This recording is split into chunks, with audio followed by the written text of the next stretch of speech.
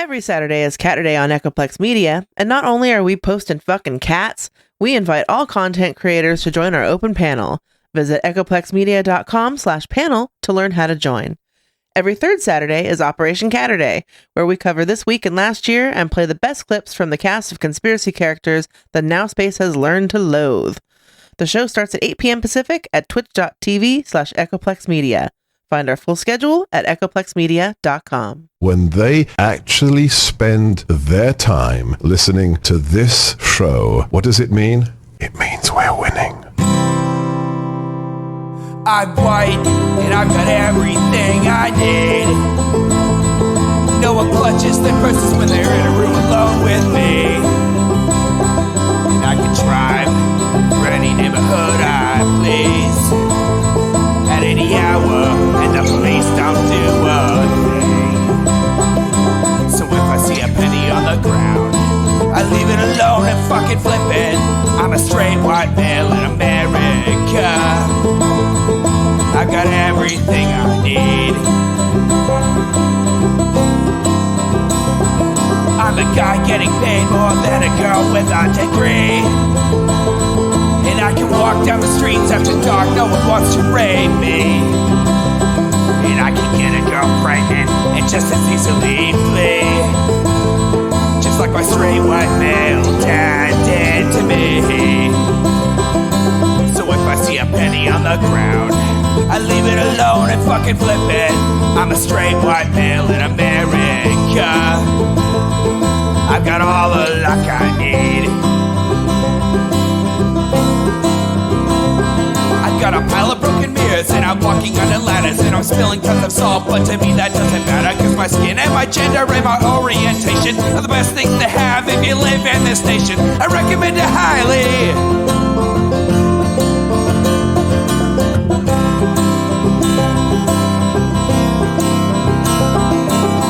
If I see a penny on the ground, I leave it alone and fucking flip it.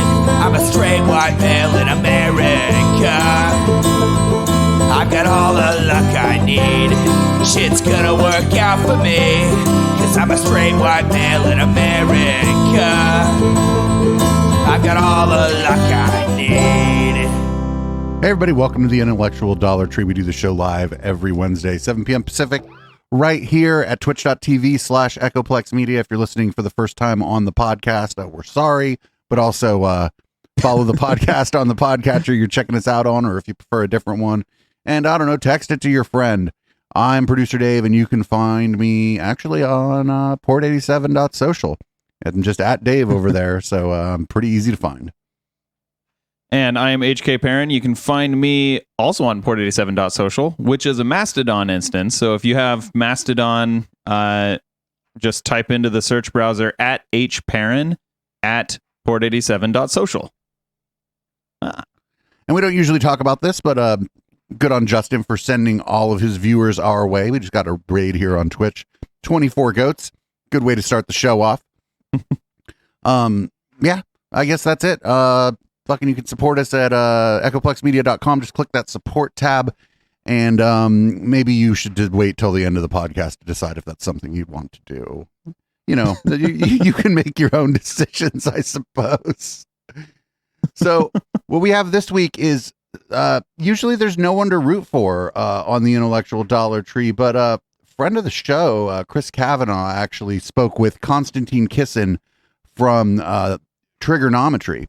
And it was a pretty, I've never seen Konstantin subjected to criticism before, so this is pretty good. Unfortunately, there's no video for this. It's an audio-only podcast. We're going to be running it from YouTube, so you'll get a static image. So if someone just joins us, they'll know what we're covering. And I guess, here we go. Today with us, we have Konstantin Kissin from the Triggernometry podcast. So podcast host and comedian. I guess Konstantin is that comedian is like whatever. I guess he's just being polite to his guests. I haven't done stand-up since the pandemic started. So comedian in retirement or on a break or whatever it is. I still write a lot of satirical stuff. I believe the correct phrase is aspiring comedian who gave up. Podcaster, comedian, satirist, whatever you want. Yes, and I think you're based in England, right? That sounds threatening. That sounds threatening in your accent, but yes, it's. I confess, guilty.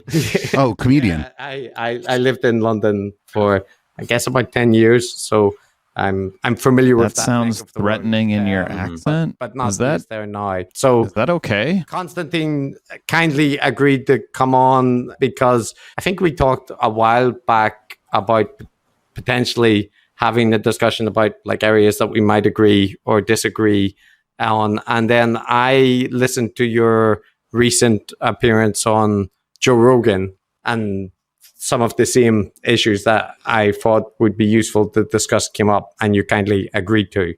And broadly speaking, I would say, I don't know how familiar you are with our podcast, but we tend to focus on online gurus or secular gurus. So this is people that fall into the Jordan Peterson, Nassim Taleb. We've also done Ibram Kendi and who's that guy that the science writer, Matt, that we like? Your hero. Okay, I was going to say Kelsey. No, not L. Ron Hubbard. I gotta say, you guys treat your guests with a lot of respect. I love it. Yeah, well, so comedy. Just to highlight that we do try. Is that what that's supposed to be? Widely across the guru sphere as it exists, but we do have a tendency to focus on the kind of IDW heterodox sphere, in part because that's where a lot of the most dramatic, bombastic style gurus are, the Weinsteins, for example. But in any case, one of the things that we've come across quite often is that people within the heterodox sphere tend to see a much bigger concern emanating from the mainstream institutions and mainstream media sources, and have less of a concern about the kind of alternative ecospheres and guru figures that we talk about. So I thought it might be good to talk about the relative problems in each of the spheres and where, you know. Did his static image just blink? His static image just blinked. You don't understand comedy, HK. Ugh. This is so creepy. I feel some kind of way about that. Maybe we should change the Man, why would you do that? We might disagree with comedy yours. So maybe it would be useful just to start if you kind of outlined where you're coming from or where you see your position being, you know, in the online discourse or commentary space or whatever you want to call it. It's a very big and open question, I suppose. So the way I self-identify is a kind of enlightened centrist. I don't. Oh, that's not a good way to self-identify. Also, don't you people hate people that self-identify as something or another? I identify as enlightened. I think. Thank you very much. It's like, oh, really? Are you delusional? Like, I think you can have enlightened positions on certain matters, but if you just decide that you yourself are enlightened, that's crazy talk, right? I think he might be joking. Oh, that's right. He's a comedian. I keep forgetting. Is he joking? I've watched so much of his stuff. Or does he actually think of himself as like a centrist who's so centered on everything that he's enlightened? I've watched so much of his stuff and I just keep forgetting that he's a comedian, and you have to consider the fact that what he's telling you might be like a very unfunny joke. Yep.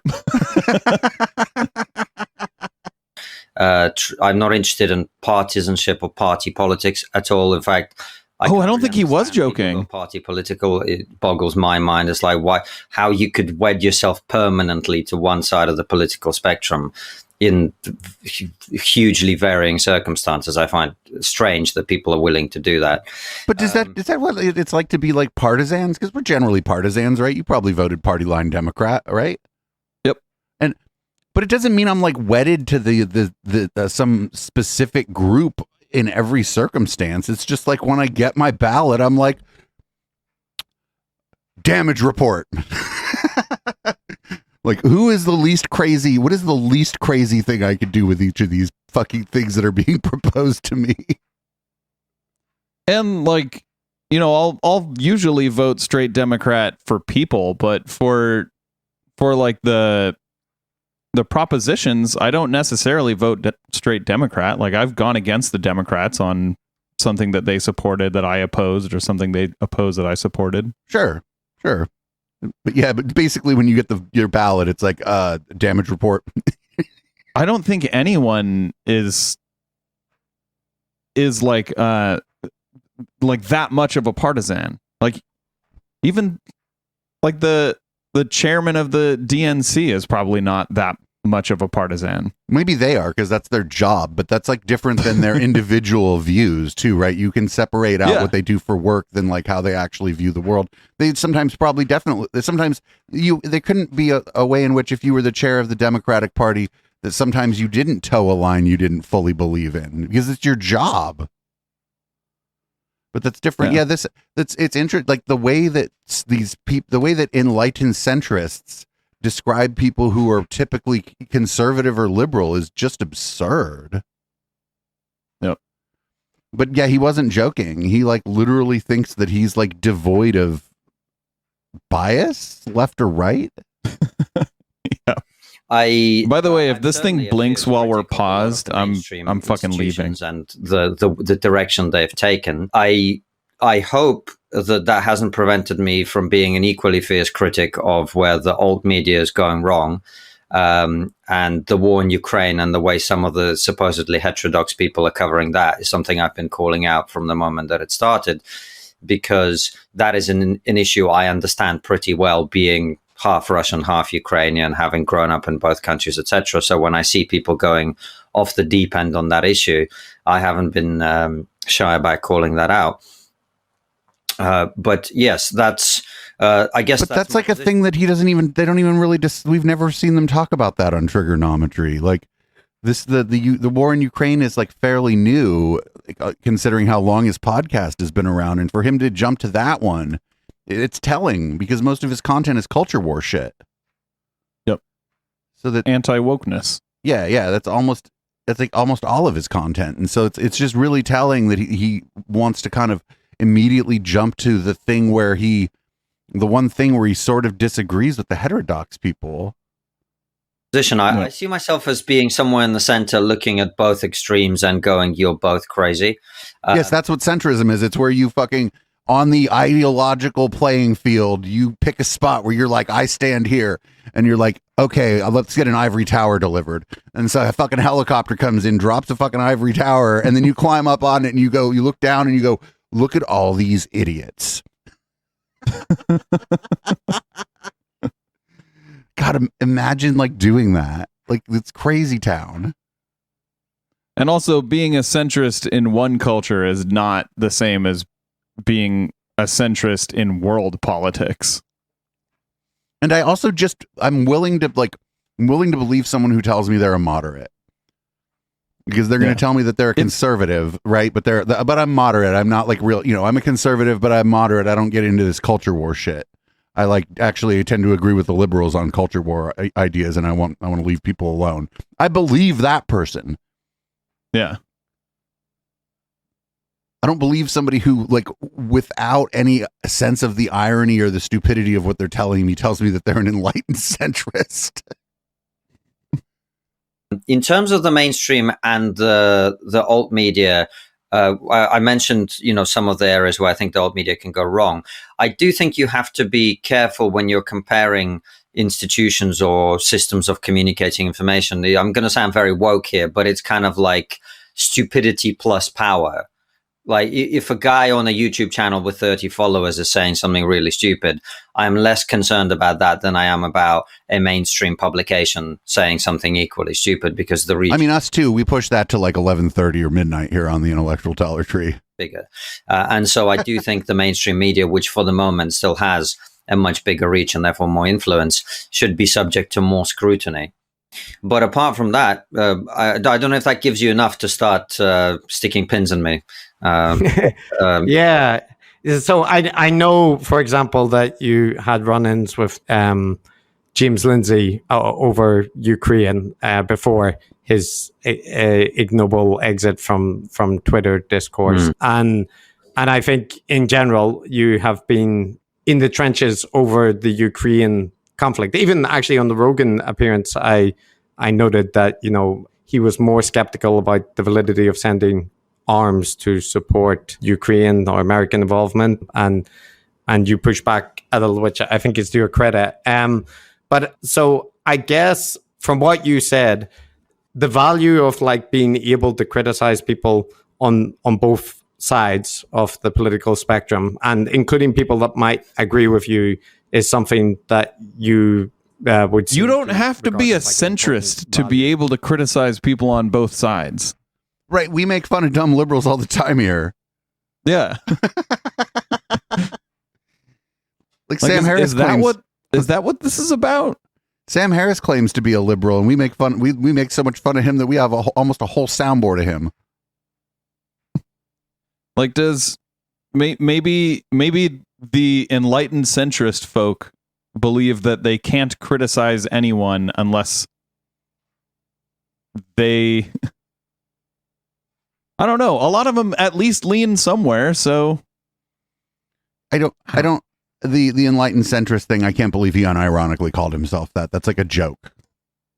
I thought that was a joke that people told, right? Yeah. Right. Ukraine is just the latest example. So I've been very clear, for example, that even though because of some of the people that I've interviewed, there are a lot of people that think I'm massively on the Trump trend. And I have friends who are big Trump supporters. I'm good friends with someone who used to work for Donald Trump at a high level. But I'm very clear that I was very clear on January the 7th, on the morning of January the 7th, when appearing on the Lotus Eaters podcast with Francis, that I thought what happened. That is just if anybody doesn't know what the Lotus Eaters podcast, Sargon of Akkad. A complete abomination and completely wrong to the, let's just say, dissatisfaction of many of the people in his audience. So, but like, where was he on January 5th? When like all the bullshit that he was spewing was bubbling all this stuff up. Where was he then? Well, like, it's only when things actually got violent that he was like, oh, maybe all this violent rhetoric isn't good. Well, to be fair, I would think he was more platforming and like nodding along with people talking about like the election being stolen, to the extent that those kind of guests were even on. Because this kind of guests were people like Brett Weinstein. His guests are just grifters, right?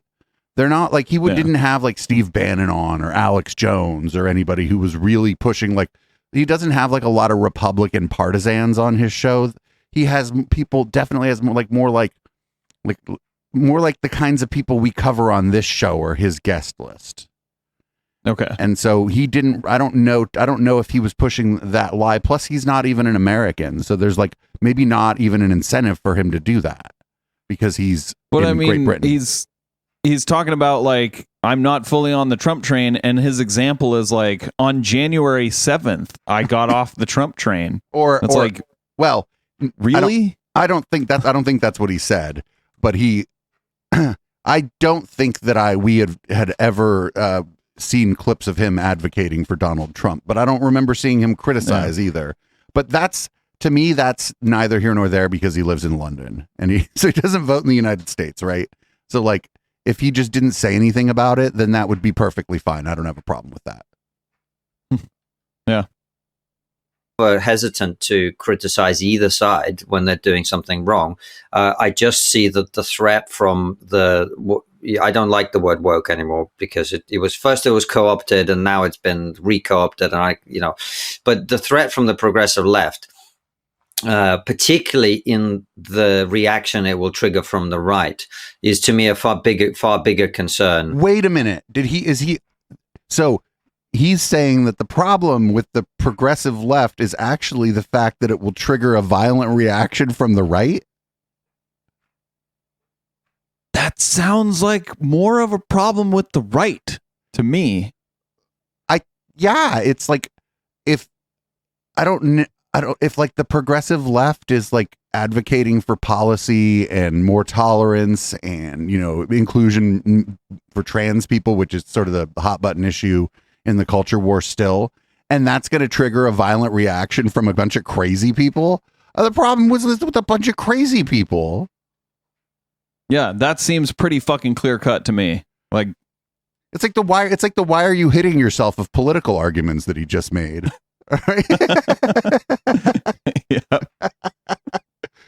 Than some of the other stuff. So that's why I've been a vocal critic of that, because I think it's very, very dangerous.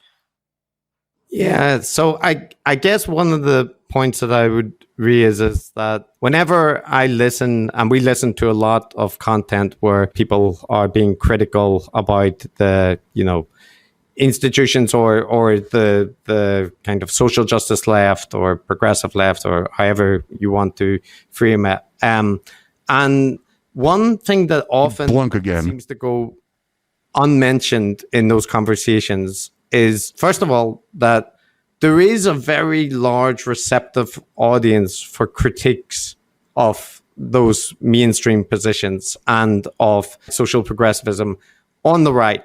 And those tend to be not what you're talking about with like small YouTube channels. You have huge media entities, you have national newspapers, and you have like channels dedicated to pumping out right-wing takes. And I often see that if it is recognized, like just kind of gestured at that there is right-wing media, but the right-wing media is like a huge ecosystem. And in terms of disinformation or, you know, kind of pumping out partisan rhetoric, it seems equally, if not much more guilty than the left-wing media ecosystems. You know, if you're looking at Breitbart or the Epoch Times or the Fox News, there's definitely a very strong tolerance there for partisan positions. So I wonder, in those terms, I rarely see that, like on Joe Rogan, that's very rarely discussed, for example. And do you think that is a case of there being just more of a focus on the issues of the left, or why does the right wing ecosystem tend to get a pass in heterodox spaces? I don't think that it gets a pass. I just think to liberal people like me and Joe, the idea that Fox News is full of bullshit. Wait, you just said that you were an enlightened centrist. Now you're liberal like Joe Rogan. What? Hey, dude. Hey, dude. Try to keep your bullshit straight. I'm just a centrist liberal right winger, you know? Like, it's just try to keep your bullshit straight, dude. Come on. Right-wing propaganda is taken as given. I've been on Fox News once, I think. I don't consider it to be an objective source of information, just like I don't consider CNN to be an objective source of information. The one thing I wish Chris would have done here has been like, well, where would you find an objective source of information? You know what I'm saying? Yeah. But he also said Fox News just like CNN, and that's just not true. Right, they're not the same. It's like they both have problems, but that doesn't mean they're the same, right? Like, yeah, like they both skew to one direction, but one actively makes its viewers less informed. Well, that's according to the liberals that made the poll, HK. I guess so.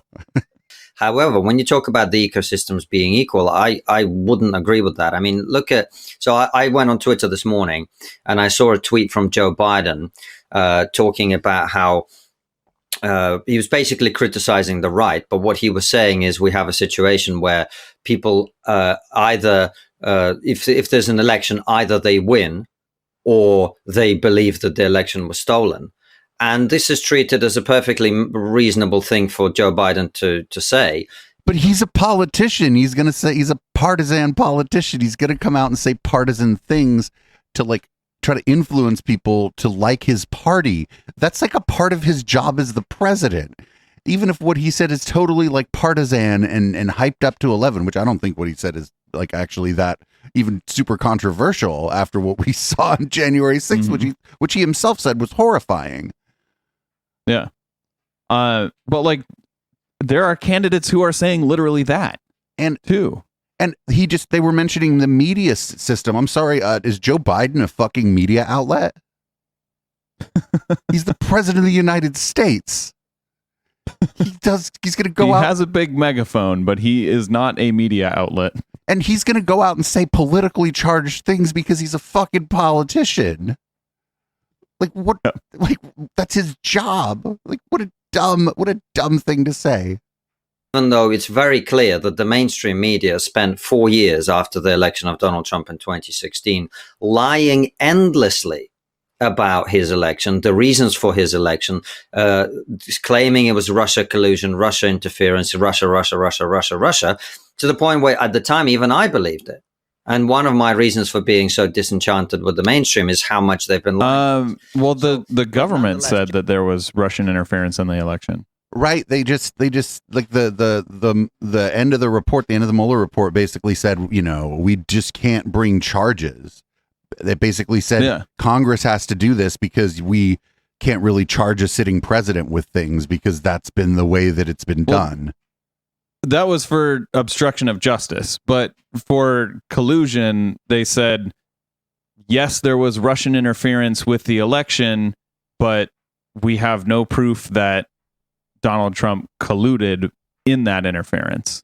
Right. But you could say that like Donald Trump had nothing to do with the interference, but denying that there was interference at all is just disagreeing with everyone who's ever studied it. And like suggesting that every country on the planet that has the means isn't trying to put their thumb on the scale in other countries' politics is fucking stupid. We have whole departments of the government dedicated to that. In the USA, it's called the CIA. Yeah, there are in this case, Russia spent a lot of time and a lot of effort to sway the results of that election. Or what I've kind of learned is that they were fine either way as long as they could like turn up the temperature. That was like most of this. They were funding, like they were putting up, I don't want to get too into the weeds on this, but they were putting up like event pages for demonstrations, both right wing and left wing demonstrations in the same place, like to try to like sow chaos and whatnot. I don't think that they necessarily, and I don't know, I'm not a Russian intelligence operative and I don't have access to them. But I think in the end, they didn't care what the result of that election was. If they could sow chaos, it's good for them. I think they did because Trump was objectively much more friendly to Russia than Hillary would have been.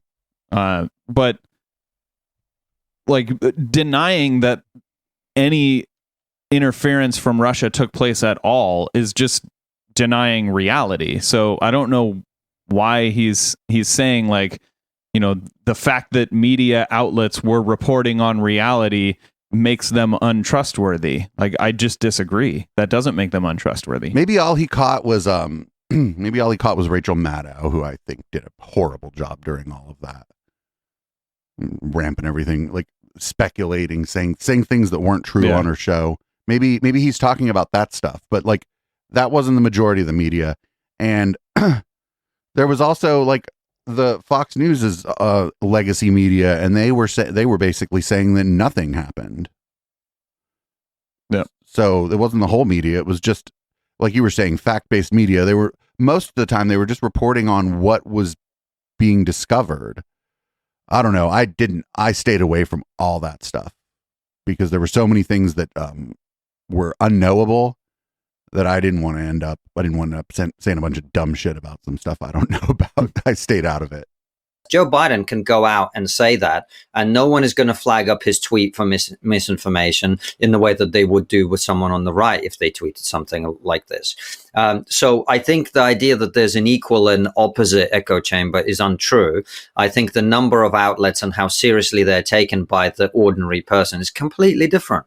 If I was to give a normie friend of mine, quote unquote, an article from Fox News, the way they would treat that would be very different to an article from The Guardian, even though in my experience, they're both equally as inaccurate as each other.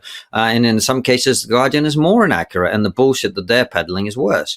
And so I think that to present these as equally significant is inaccurate, in my opinion. So in that case, Konstantin, like one thing I'd push back on though, I listened to Rogan's podcast and we've covered him in a couple of episodes, and it's not accurate to kind of present Joe as having just a complete wide variety of perspectives in terms of political takes. Generally speaking, he tends to be more in line in modern terms with the right wing positions, like the conservative right. I mean, the politicians that he is in favor of are like DeSantis and Bernie Sanders. But with Bernie Sanders, Joe said that he would possibly vote for him in the primary. And then when it was... And that was like that was like 2015 or some shit that he had Bernie Sanders on. Like, it's been a very long time. You got to reach real far back. Presented as an endorsement, he himself clarified he wasn't endorsing, just saying he liked Bernie. Right. But he had Bernie Sanders on the show, and he had Cornel West on the show, who's a radical leftist professor. I'm not, by the way, I wouldn't. But these things were like such a long time ago. They also weren't Joe Rogan's beliefs. Like he was saying Joe Rogan's beliefs align with the Republicans, and for the most part they do. I mean, not always. He has some beliefs that don't align with Republicans, and I'm sure, if Konstantin were talking to me right now, he would be bringing them up as the only example. Well, right, and I'd just like to separate out, like, I don't know actually what his fucking beliefs are. I just know what he says, and he says things right now that align with like the sort of anti-woke culture war side of the Republican Party. Yep, if you take him at face value. Yeah. That Joe's show is entirely politically balanced. No show can be. And I am not pretending that Joe is a left-winger. I think by the current conception, in the current climate, I think he would be center-right on most of his politics. Although I think I pissed him off a lot by saying that open borders is a really stupid idea. I heard him later talking about how maybe it's a good idea. So I don't know what his take is on that. But I don't think presenting him as conservative is at all the correct way of presenting his views. Yeah, I think that probably Matt and I have a slightly different perspective, although we'd agree with you. There are various issues where, like people are complex. They have, different takes. And Joe has a famous clip where he took Dave Rubin to task about the need for regulation, right? And Candace Owens on the green stuff and others. Joe is someone who seeks the truth and he's willing to challenge people when he disagrees. So hard disagree on that. Yeah, hard disagree. There are exceptions. He's willing to challenge people when he disagrees, but it's like he had like he had a person on who was pro-vaccine and he challenged that person because he disagreed. But like you don't see him, like you saw him going after Dave Rubin on building codes because what Dave Rubin said was fucking stupid, and Joe Rogan like had just had his studio built by like professionals who built him a good studio that isn't dangerous. And so he was like, well, no, actually, when you get this stuff done, you hire professionals because they follow building codes. That's like the lowest hanging fruit is like taking Dave Rubin to task for saying something dumb on your show. But also, Joe Rogan doesn't seek the truth. Like, he has people on that essentially just say absolute falsehoods, and he won't challenge them on it because, he's not an expert, and he also won't have experts in the field on. Not anymore. I mean, sometimes he does, but he'll have someone on who's talking about like some ridiculous take on something that like scientifically we very much know about, and he won't have like a scientist who actually studies that thing on to clarify where this person's making a mistake or anything they get wrong. Like, right, if he has a scientist on, it's like an astrophysicist or like an AI person or, something that isn't like a hot button issue. So that it's like it's like a more galaxy brain kind of thing, right? He doesn't have like virologists, addiction medicine specialists, infectious disease specialists. He's not going to have on a climate change, somebody who studies the climate, a climate change person.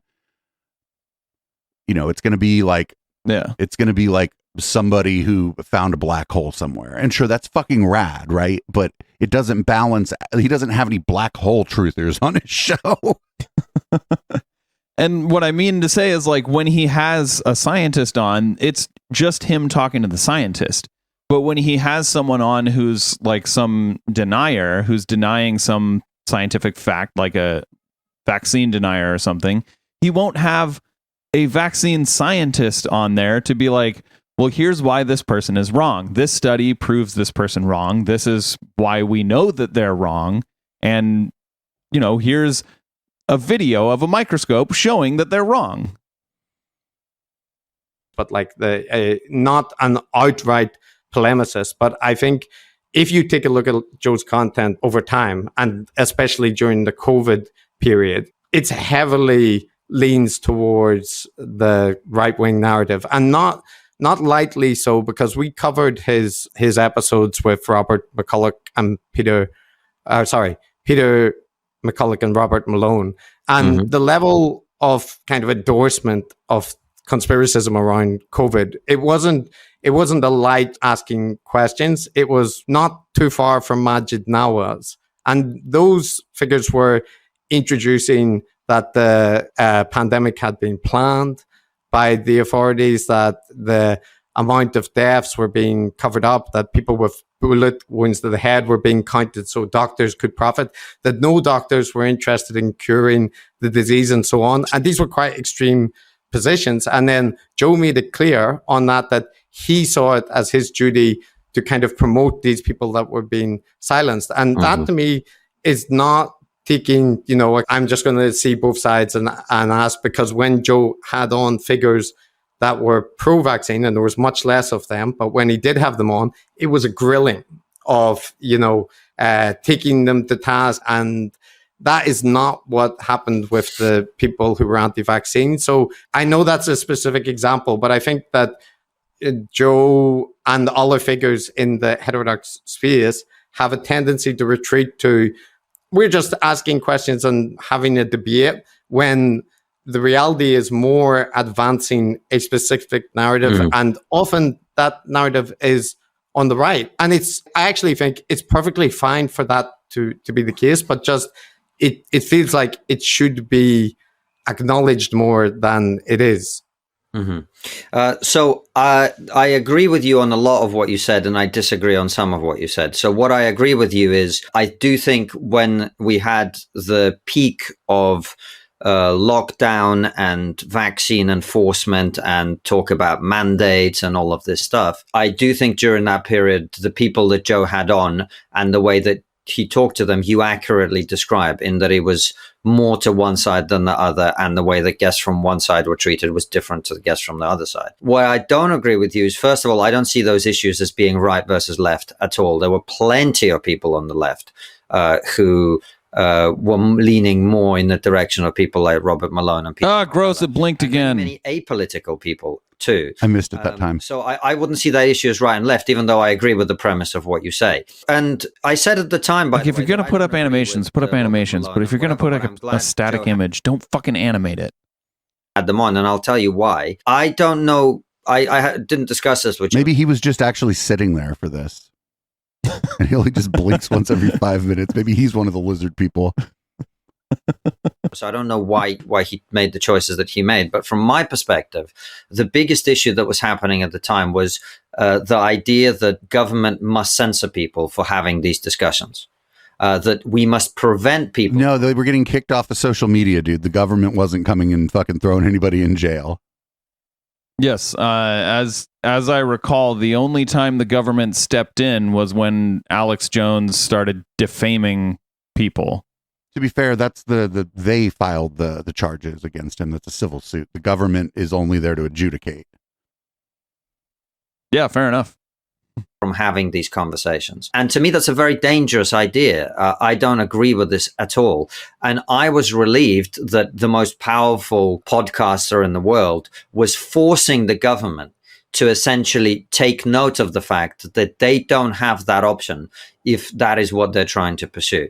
So while I disagreed with some of his guest choices and I disagreed with the balance, I actually, when he said I'd like to have people from the other side on, I suggested a couple of people to him that I thought would put the balance view.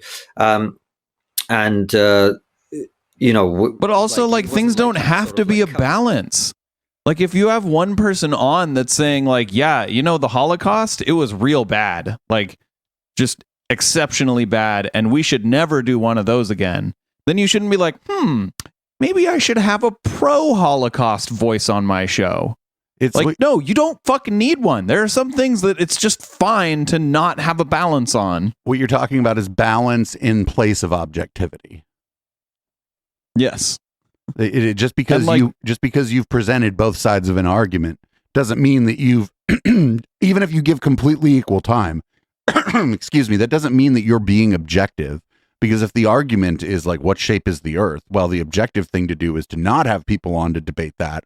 Or if you do, you have it on as you do it as a gag, because that's the objective way to like deal with that. Yeah, and I don't like, who were Konstantin's list of people? I don't know. But you know who was never going to be on there to talk during all this?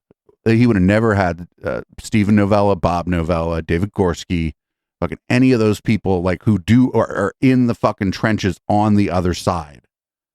Yep.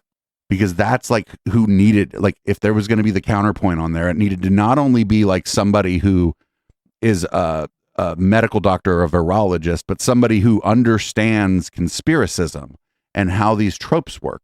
Like, if you remember, Sanjay Gupta went on there and didn't do so well. I would have done better than Sanjay Gupta, because I wouldn't have focused on the medical data or whatever. Well, first of all, Sanjay Gupta is now a talking head, which is a perfectly fine thing to be, but he also wasn't like he's not like up to speed on all the stuff because he's not in like doing the research, but he also doesn't understand conspiracism. So like, if it would have been better for him, like ideally it would have been somebody with both, somebody like Gorski or one of the Novella brothers, right? But he had Sanjay Gupta on, who was just not prepared for the fucking like barrage of bullshit he was going to be subjected to. Yep. Me out and never talk to me again. Do you know what I mean? Like he's open to hearing people's ideas. So the main points of disagreement with you is I don't think it's right versus left. And number two, I don't necessarily see the job of the alt media is as always being balanced. The job of the alt media is to provide balance. So these are very different things. So if the mainstream media refuses to do something, then Joe Rogan or Triggernometry or whoever may do that thing. And then they both look unbalanced. But what we are trying to do... The mainstream media is refusing to report that the Earth is flat. So instead, we're going to report that the Earth is flat so that we're providing balance. Also, separating Joe Rogan out from mainstream media is just a fucking category error. Yeah, true. Because they'll, on one hand, be like, oh, he's the alternative media. And then, like, fucking... Maybe not him, maybe not Konstantin specifically, but some of those same people will be like, well, he does bigger numbers than CNN. And it's like, well, then which is it? Yeah. That's why, like, I prefer like to say like legacy media, because that's like a more accurate description of what CNN, NBC, even Fox, they've been around for quite some time. You know what I'm saying? I feel like that's a better description. NPR, The Guardian, BBC is like a better descriptor than mainstream versus alt, because I mean, one could make the argument that David Pakman is almost mainstream media just because of the size of his audience, right? Yeah. So, you know, the distinction here is kind of, I don't like the distinction the way it's being used here, and I think Chris brought it up, like in with this framing, but you know, I'm being pedantic and weird, but that's what this show is for. So I do this show so I don't get super pedantic and weird during things like the Cults show tomorrow night.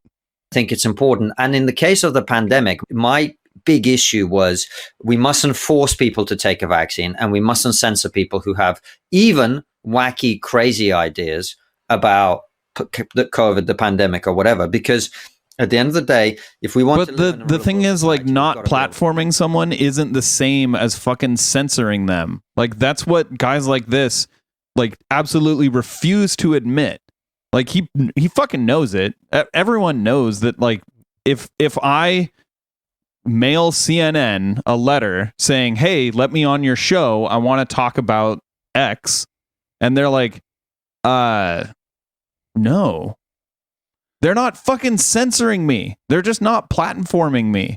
And platforming these crazy people is wrong. It is wrong to platform someone who has a dangerous idea, an idea that's dangerous to society. Right. And anti-vax people have a dangerous idea. And I mean, not for nothing, the whole heterodox sort of IDW space is a no platform for certain people's space, right? They are, every one of them, lockstep, no platform for Sam Cedar from the Majority Report. They will platform someone with a much smaller audience than him, but no platform for him. So I don't understand, like, what the difference is.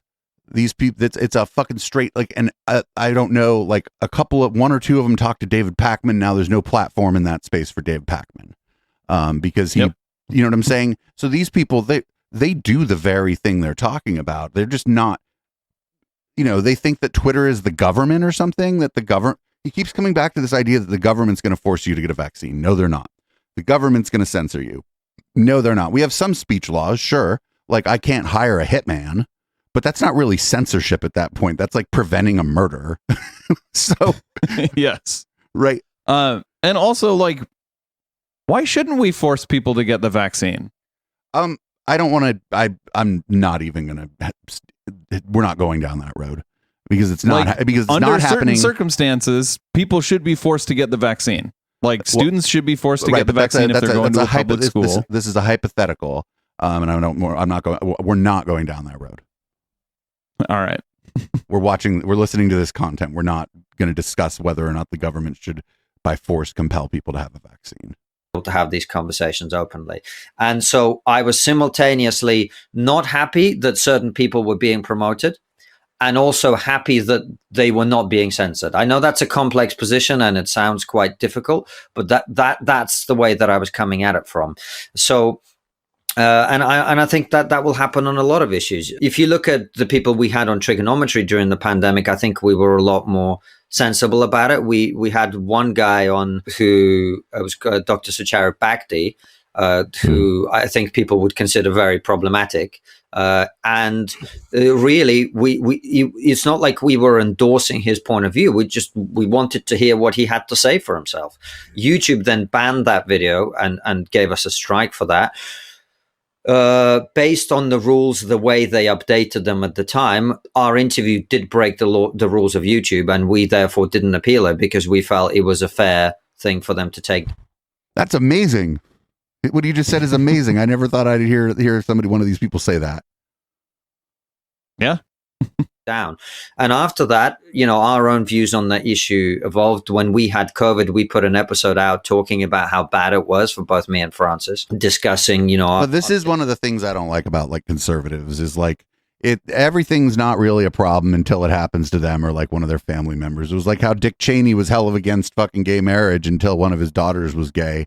And then he, like, really softened his position and said states should be able to decide and states should be able to legalize gay marriage if they want. And so this motherfucker, like, probably had a bunch of COVID deniers on, right? And then him and Non Oliver got COVID.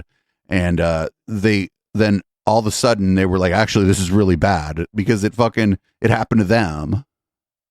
Mm-hmm. Dated views and all of this stuff. So, I certainly always tried to approach it from a position of honest inquiry. And my concern with all of this stuff is the mainstream media were not doing honest inquiry. They became a propaganda wing of the governments which, as we now know, were prioritizing public health over truth. And I don't believe that a government should ever do that. So there's a bunch of points that you made there, Konstantin. I know. I will say that I saw your episode where you discussed with David Fuller, and he was critical about some of the ways that you covered COVID, and it was to your credit that you had that discussion with him, and he pushed back quite forcefully, I think, and also the subsequent discussion that you had with Brett Weinstein on his podcast. Just personally speaking, it was very nice to hear someone saying that I don't have the expertise. I don't think I should be commenting. We watched that. We put it out as a bonus. I think it was Konstantin breaks up with Brett. Because I don't think they're friends after that. On this, and not everybody needs to issue their takes on everything. People are not experts on every topic. So I acknowledge that you have had. I'm not saying that your position on this has been entirely like just endorsing right-wing partisanship or that kind of thing. But some of the bits I'd push back on are when it comes to figures like Malone and McCulloch and the kind of anti-vaccine movement. Although traditionally there's been opposition on the left and right, particularly the kind of health and wellness left side of things. And the anti-vaccine movement has traditionally had a lot of support from kind of mullahs who link it to autism because of Andrew Wakefield and that kind of thing, right? So, but I would definitely say in COVID era, there is a strong right skew to anti-vaccine sentiment, and that you can see this by the fact that most of the figures who you're talking about not getting a hearing in mainstream media are regular contributors now to right-wing media. Fox News, or in most cases of the people that appear in Joe Rogan's show, InfoWars as well, which is like... May I pause you just for 1 second? I don't mean to derail you at all. I would agree with you in terms of the media that have these discussions. But that's not in my experience, who's watching that. I know loads of people in my life who would come up to me and go, "Oh, thank you so much for talking about, the vaccine mandates and all of this." And when I speak to them, my sense is they're not political at all. And they're certainly not right or left wing. So are you having these conversations at a hipster coffee shop, dude? What are you talking about? Did everyone clap? With you that the right-wing media grabbed that as an issue and promoted it because it aligns with some of their beliefs. I don't think that's who the audience are. Obviously, I don't have the empirical data to be able to prove this to you, but I'm just going based on my own experience. Sorry to interrupt. No, that's fine. And I would take the point that there are plenty of people who think there are valid debates to be had about school openings or the length of lockdowns and so on. But I tend to think that, I'm not saying there are no missteps or that there aren't cases where there's a skew towards the government's position on like mainstream media or that kind of thing. But I do think there was a lot of debate about those topics in the media, and like that the media is now such a fractured ecosystem that it was not difficult at all to hear. In fact, if anything, it's more like it was very easy to hear the contrarian takes on things. And that when it comes to like stuff like vaccines, there always has been a vocal minority anti-vaccine movement with Andrew Wakefield, RFK Jr., these figures, right? And typically they're not given mainstream media coverage because their position is not equally well supported. And those figures are now, like, for example, Brett Weinstein headlined an event with RFK Jr. and Del Bigtree and a whole cadre of anti-vaccine figures in the UK. So the linkages between the like modern kind of critical of COVID vaccines is very tied into the anti-vaccine movement. And, in the same way that we don't say we need to give equal hearing to the climate skeptics as the climate scientists, it does feel that you can create a false equivalence by seeking out, the kind of meme is in Joe Rogan's forum, for example, that 9 out of 10 dentists recommend this. Let's get that one dentist and see what he says, right? So, it's that the meme is like that one dentist must be onto something. Yeah. Always interviewing the 10th dentist. That would have been a great name for this show if we didn't do intellectual Dollar Tree, the 10th dentist. Yeah, I hear you. So first of all, I don't think the equivalency you're making between vaccines that have been tried and tested for 30 years and the current conversation about COVID, well, not the current conversation, the conversation from around a year ago, are in any way comparable. I don't think they're the same issue at all. There's a big difference between a set of vaccines that's been around for decades and a new vaccine whose long-term consequences we do not, by definition. Does this guy think that they had just never changed the fucking polio vaccine or the mumps and does he think that these vaccines aren't always being like improved on? Does he think that the vaccine people were like, we got one for measles, we're done now, let's move on to the next thing, never think about measles again or this vaccine? Like, that's, you know what I'm saying? I think they're probably all new vaccines. Yeah. Like every year the flu vaccine is different. Every single year the flu vaccine is different. Yeah. They're always every single year. And I bet you he gets the flu vaccine. So he's trying an untested, unproven vaccine every single year. And I can't imagine like the MMR vaccine being the same as it was 20 years ago, right? There has to have been. They don't get it, yeah. You don't. It's not like on the news and shit because nobody cares because most people already had the MMR vaccine, so you're not going to get it anyway. It doesn't hit the news, but these things have to constantly be being improved upon, evolved, made even safer, made even more effective. Like that has to be the case. He just doesn't know that. I don't know that either, but I can't imagine that not being the case. But he's also talking about and so many of them talk about this, the long-term effects of these vaccines. And it's like, what do you think the long-term effects could be? Like, there's never been a vaccine that had a long-term effect other than immunity to the disease. Right.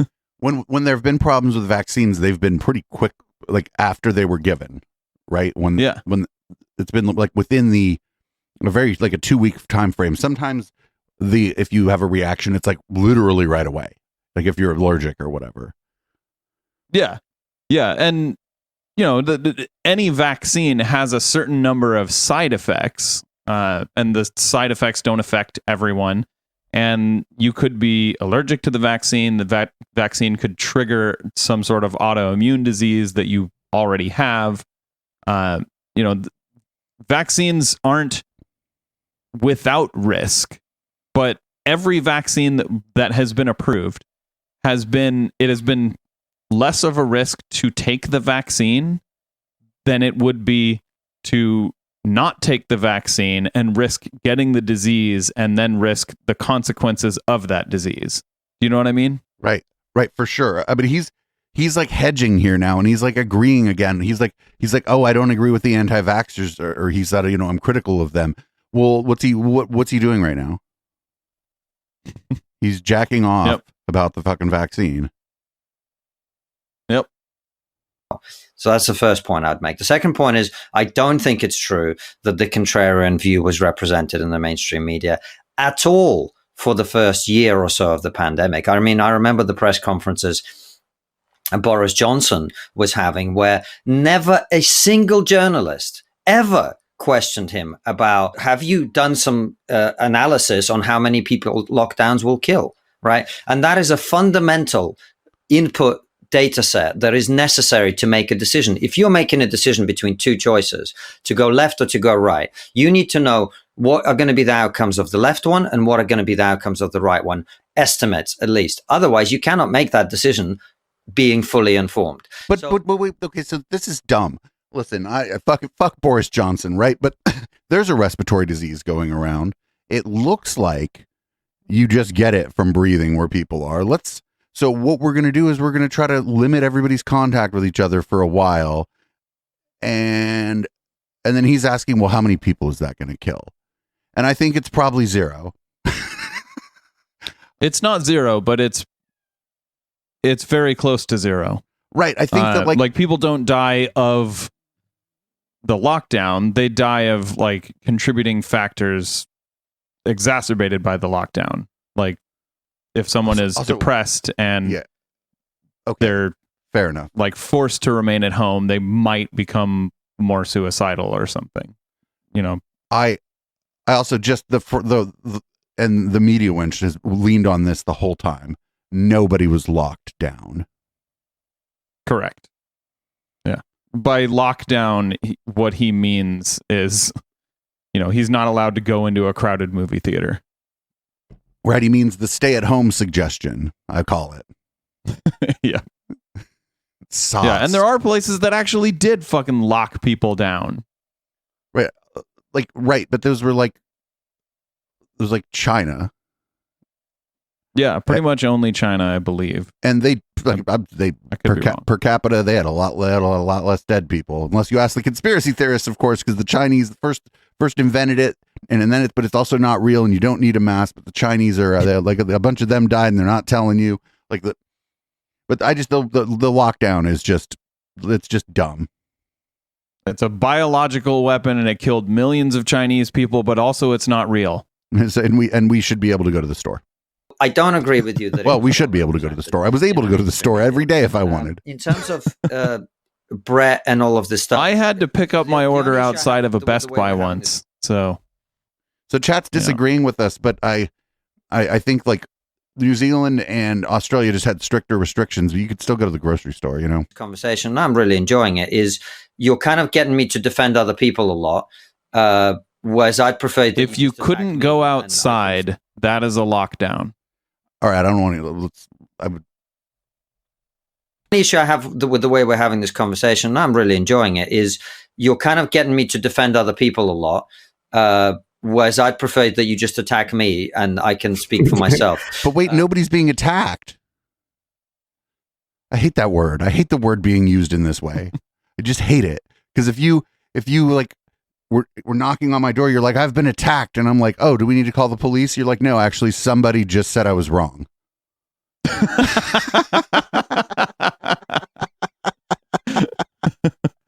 So actually, yes, call the police. Brett, I can tell you what I think about Brett. I disagree with Brett's approach to COVID. I also am not qualified to agree or disagree with Brett's approach to COVID, but I instinctively do not agree with the way that he's approached it. At the same time, Brett is a very good friend of mine. He is a man I respect tremendously. Him and Heather are two of the finest human beings that I've ever encountered in my life. And that doesn't mean they're not grifters. If they're fucking, you have to be like personable in some kind of way, or your grift doesn't work. Of course, the people they meet like them. Like, I mean, I wouldn't like them. I don't know. If I met them in a party and didn't know who they were, I might think they were fascinating. Fortunate to have encountered quite a few very high quality human beings. So I believe in being able to disagree with people about important issues and still appreciate the good qualities. But yeah, if you want to have a go at me personally, I'd probably find that a lot more interesting and easier to have that conversation. So there's some interesting points, Konstantin. He's like, how do you respond to that? I think the point that you raise at the end about the personal relationships between people is a good point to switch to from the COVID issue. But I just want to respond to one or two of the things that you said, because Matt and I have spent quite a bit of time looking at anti-vaccine rhetoric, and this has been an interest long before COVID. There's papers from 2012 and stuff talking about the kind of tropes that you see in anti-vaccine communities, and I can say with complete confidence that most of the rhetoric that is in the COVID debate is exactly the same as the anti-vaccine rhetoric that you would see 20 or 30 years ago, with the same arguments about it's not all vaccines, it's these vaccines. It's long-term consequences of triple dose MMR vaccines and so on and so forth. And you're right that we cannot know with 100% confidence the long-term consequences of these specific vaccines yet.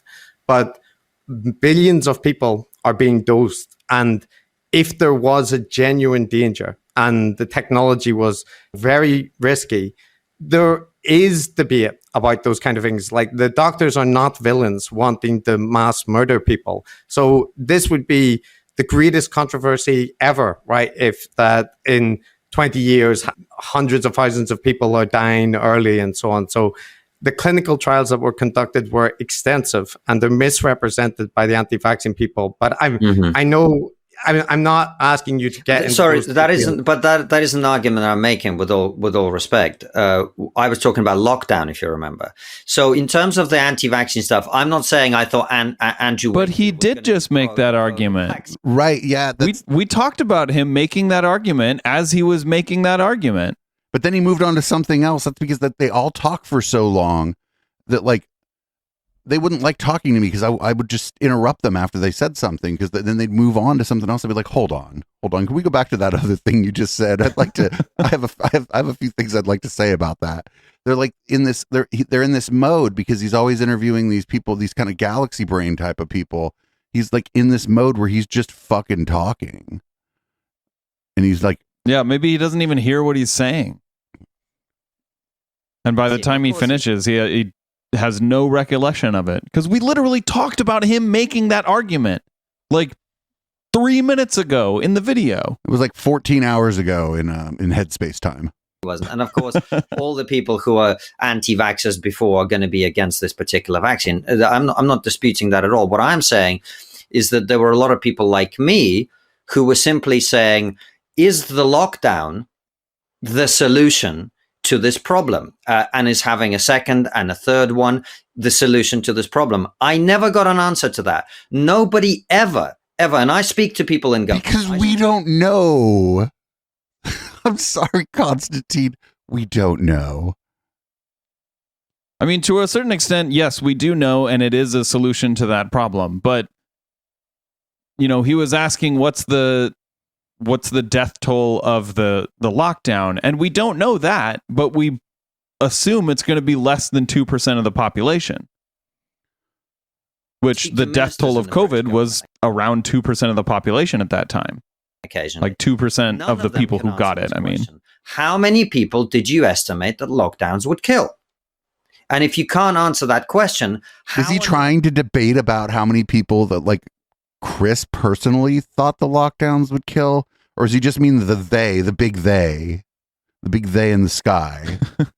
Does he want an estimate? I'll give an estimate. One in 1,000. He's not listening, and I don't want to get 1 in a million. Sure. Maybe you've made the decision to lock down in the first place, and how on earth could you have made that decision to lock down further? And when I'm talking, by the way, about kill, I'm not talking about the vaccines going around killing it's people. Probably not 3 in 100. We do have a record in excess deaths at the moment. It's not just suicides. It's cancer treatments that end up being gross. I was looking right at it when it blinked. Decades, the consequences of these decisions. And all I wanted, number one, was to have a transparent conversation about that. Number one. Number two, I thought that in the desire to achieve their public health objectives, which is to get everyone vaccinated, blah, blah, blah, blah, blah. What he's doing here is not answering the fucking, he like went through an anti-vaccine trope, an old one even. And then Chris asked him, he's like, oh, these tropes are all the same. And he's like, I was talking about lockdowns because he can't fucking, because I think he knows, and he's just going to go back to lockdowns every time. Yeah. And I know we don't usually bring up chat in the podcast portion, but Core10K in chat brings up a really fucking good point. The death toll of the lockdown needs to be considered with the fewer deaths because people aren't outside. Like car accidents. Core10K mentioned car accidents. There were probably a lot fewer car accidents during lockdowns than there were prior or after. So even if the lockdowns had a certain death toll, if it's offset by the number of people who weren't dying in car accidents, then it's effectively zero.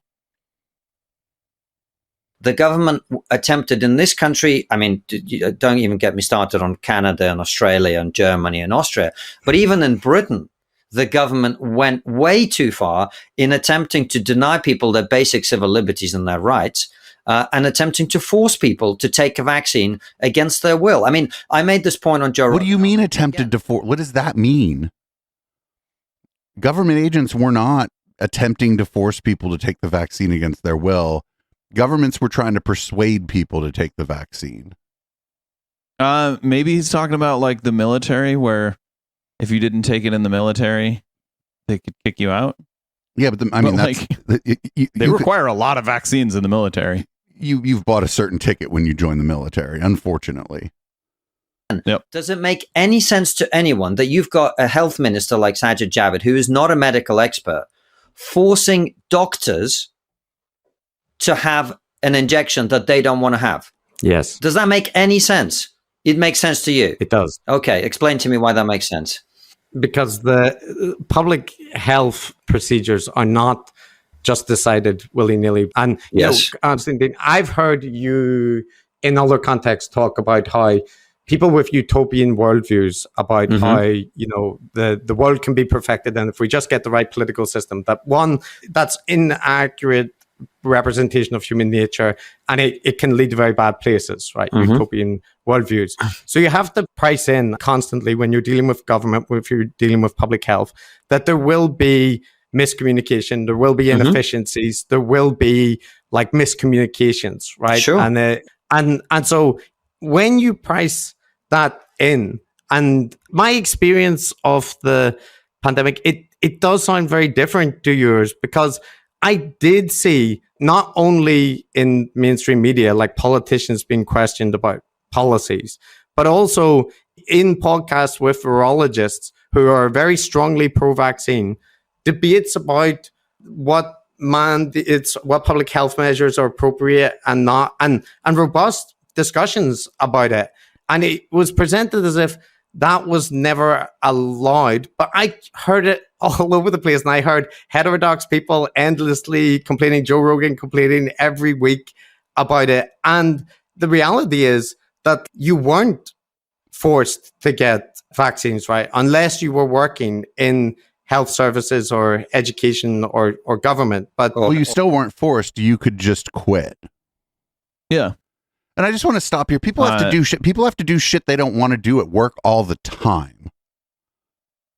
You were required to, not forced to.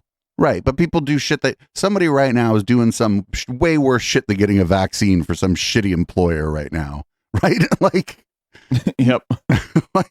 Like if let's say I have a job and part of my job is cleaning the bathrooms. I'm required to clean the bathrooms, but I'm not forced to clean the bathrooms. Right. And I don't want to clean the bathrooms. Right. And shout out to the people who do, by the way. Shout out to people who do that kind of work, because that's literally a shitty job, and those people are awesome for doing it. But I would suggest to you that the average like white collar, the target audience of this show, they're going to be like white collar, maybe academics, or like a lot of people in tech probably listen to shows like this. But maybe both of their audiences in a different way are kind of the same.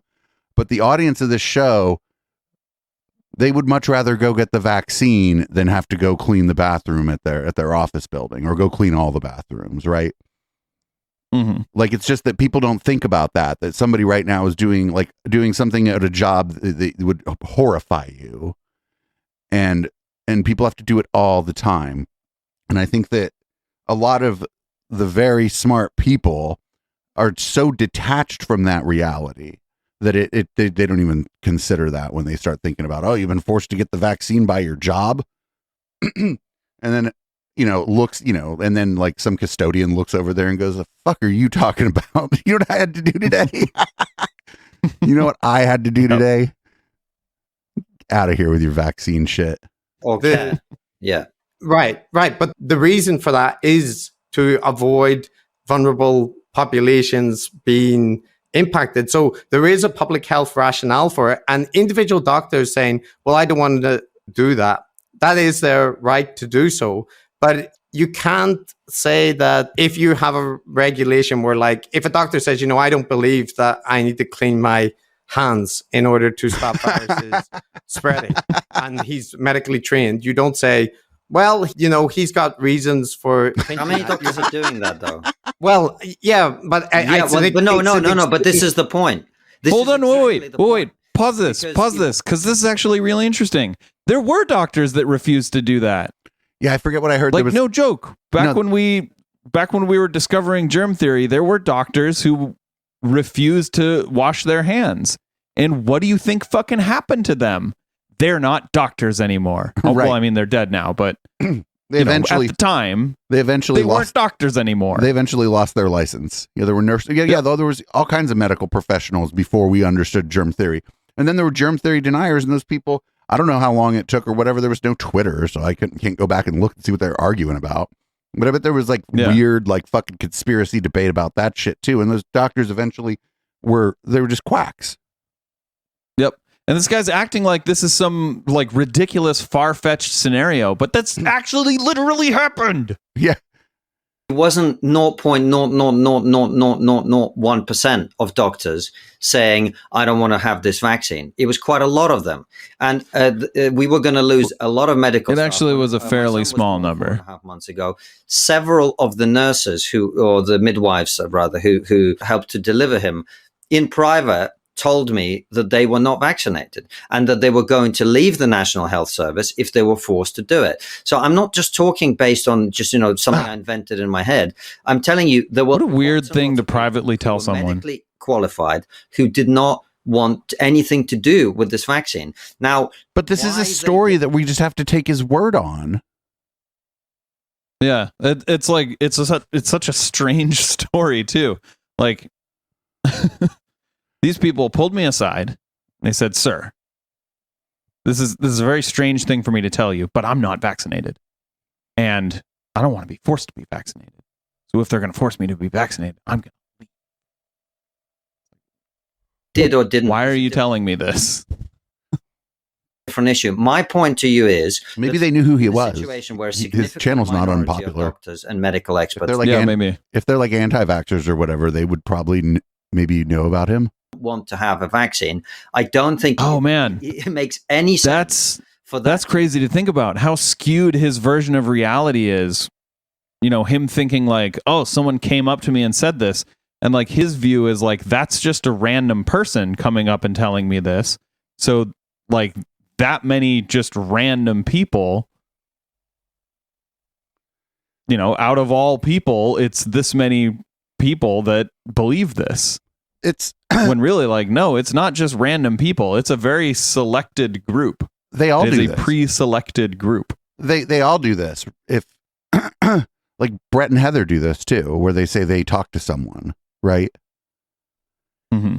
And even if it's a random person, they're famous enough that enough people know who they are, that the people who are going to come up to them are likely to either, I don't know, tell them to go fuck themselves, or come up and tell them some weird anti-vax story they have. Yep. Be enforced upon them, particularly when we don't have any evidence that the vaccine was hugely effective at preventing transmission from one person to another. Yeah, but the vaccine has proved extremely, like when we're talking about the impacts of COVID, right? The death statistics and stuff make it very clear that this did lead to excess deaths across the world, a large impact on public health services and medical facilities, and transmission. The way that it's often presented I find in the heterodox sphere is as if the vaccines are, practically useless and do nothing. But when you look at the I don't think that at all. I'm not saying that's literally how he was presenting it 30 seconds ago. Well, to be fair, it was nurses, and he was saying that the government shouldn't ever tell a nurse what to do, which is weird because they have to follow so many fucking regulations as part of their job. I mean, he just presented that way by saying that we had no evidence that it prevents transmission. And, he's responding saying like, yes, many people present the vaccine as if it was ineffective. And he's like, I didn't say that. Like, even though he essentially just said that. Yeah. Relatively less effective with later strains, right? With the earlier vaccines. But in most cases, not on a par, just less effective. And when it comes to stopping the spread amongst the population of the virus, public health has to take something of a one-size-fits-all approach. I mean, I'm sure you think that, but I disagree with this completely. I mean, this argument can be used to push all sorts of tyranny onto the population because if the interest... Hold on a second. Let me answer your point. Yes, it can, but it's not necessarily going to. And like, this is the idea of like, oh, if we pass a law that allows, allows us to mitigate this risk, then we'll start mitigating non-risks and eventually we'll be the Nazis. It's like, it is just a slippery slope fallacy. That's all I can say is it's literally just a slippery slope fallacy. Of the nation require some sort of health measure. I mean, we've got to protect the NHS. Why don't we just shoot obese people? They are the real What the epidemic. fuck? They're the ones that are doing it. How far do you take restrictions of people's civil liberties and forcing? I mean, no, we're not. Okay, going around and fucking checking somebody's BMI and then blatting them isn't. I would maybe not say that. Okay, yeah, it's a violation of your civil liberty, but I don't think that that's how I would describe that. I wonder what would happen to the death statistics if you did that. My guess is they would go up. Right, because you're going around shooting people. To inject stuff in their body. Why don't we invent a vaccine for obesity and force fat people to take it? Almost everybody in our society would completely agree that would be unethical. Forcing people to have an injection. They don't want again, like people weren't forced. They were required because they had to keep their job or wanted to fucking, I don't know, continue to volunteer at the local middle school or whatever. But that's also not... I'm gonna this is like really hard to understand, but I'm gonna try and break it down into like the simplest medical terms I can. Being fat is not contagious. Would be considered unethical in any That's fucking why, Konstantin. When everyone shits the bed over COVID. So how about childhood vaccination for things like polio and tuberculosis, which are not optional? I'm in favor of it, and I want my son to have it. Why? Why? But why? Because I think those vaccines would be advantageous to him. But if they are not mandated, like childhood vaccination, and you choose not to have it for your kid, and the polio virus comes back, or your child gets polio and is badly injured, so your preference would be that we don't mandate any vaccinations for any diseases and allow them to return, or is it specifically COVID? I think it's slightly different with children because children are incapable of making that decision for themselves. We're talking about adults. So if we're talking about adults in the context of COVID, I don't think COVID vaccines should ever be mandated, no. But just COVID vaccines. So you do think there are circumstances where if the disease is infectious enough or debilitating enough that it could be right to mandate it in order to keep immunity and to protect children? I think for me the issue is less about the disease, although obviously that's a factor. I don't think it'd be stupid to pretend otherwise. If Ebola had the levels of spread of COVID, we'd be having a different conversation, although I don't think you'd need to force a lot of people to take it because they'd be taking it themselves. But it's, for me, the issue is... you would think, but let me tell you. For them, and that's a bit different. So that would be the difference for me. But my point is something else, which is the taking away of people all sorts of rights that people normally have during COVID. That was the thing that annoyed me, and those were the principles that I thought were being violated, that I thought were important to stand up for. Which is why, again, I encourage you to ask me about my views as opposed to defending people who think the vaccine is, a 5G plot or whatever the hell that is. Well, that's as good a place as any, I think, to stop this, because we're almost an hour and a half in, and I haven't had a drink yet. So it's frustrating because there was a couple times where Konstantin said something, and Chris was like, "You said this." He's like, "No, I didn't." Yeah, that happened twice. That was, and I wish he did push back, but maybe he just didn't catch it. That is exactly what Konstantin was doing. But yeah. Or it's just that he's just a different person than you and me, and he's just not. That's not like his. Like he just isn't as likely to be like directly confrontational as we are. And that's fine. Chris and Matt do pretty good work on their show. We are going to listen to the rest of this during the post game because this is pretty good. Just a couple takeaways. Konstantin isn't really good in an environment where somebody's like questioning him about what he's doing and who he's chosen to associate with. It's pretty clear to me that he did not like being questioned about like what he was platforming on his fairly popular YouTube channel. It's clear that he does not want to have that particular discussion. But his show isn't really about himself or what he thinks. It's about his guests. He has his guests on, and that's what draws the people in. So he doesn't give his position very much. He just platforms people with what I would think are generally the bad positions and unfunny people who are mad that they can't be comedians anymore because they're unfunny. You're thinking of the host. No, I'm thinking of some of their recent guests who they've been kind of leaning hard on the can't do comedy thing lately. So they have a bunch of unfunny fucking people like Adam Carolla on. Yeah, there you go. You're right about that. Adam Carolla has not been funny since Loveline. Anyway, HK, you want to read the show out? All right. Thank you so much for listening. If you're watching on Twitch, you're going to catch the red light right after the song we play. And if you're listening on the podcast and you'd like to come watch us on Twitch, we stream this show live every Wednesday night at 7 p.m. That's Pacific time. Check us out at echoplexmedia.com. We have a lot of other shows, including a show we do we put it out right before this show every Wednesday. And it's on YouTube, and it's called How the Tech Are You? It's like a tech news show. And we also just recently launched a new Mastodon instance called port87.social.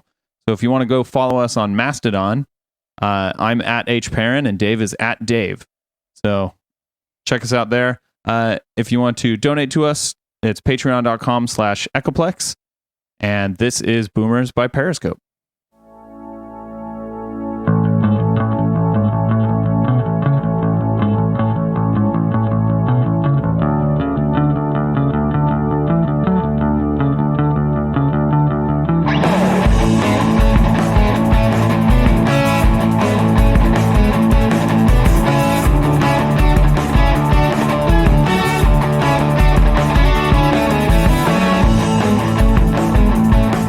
You recall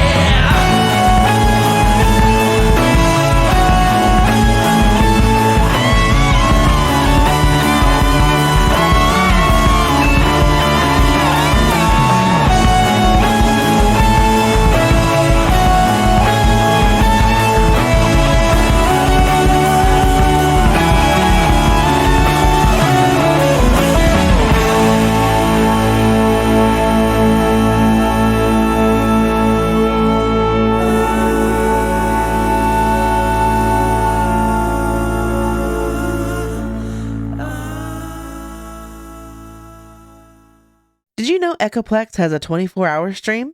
That's right. Check out our 24/7 music stream at echoplexmedia.com/live or at eplex.xyz.